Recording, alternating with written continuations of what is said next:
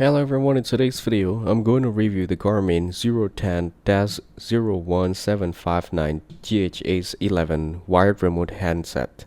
The Garmin 010-01759-00 GHS 11 wired remote handset is a simple yet highly practical accessory for your compatible VHF radio. It allows you to control all functions of your radio from a distance, making it ideal for larger boats, remote stations, or situations where the main unit is not easily accessible.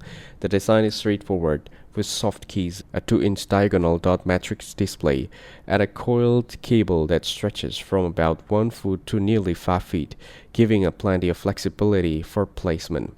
The handset includes a rotary push knob to adjust volume, squelch, and channel selection, with a dedicated button for quick access to emergency channels 16 and 9.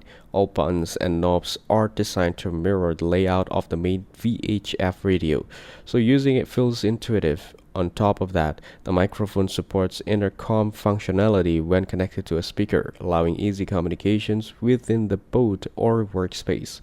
Overall, the Garmin GHS 11 wired remote handset adds convenience, flexibility, and full control of your VHF radio from a remote location.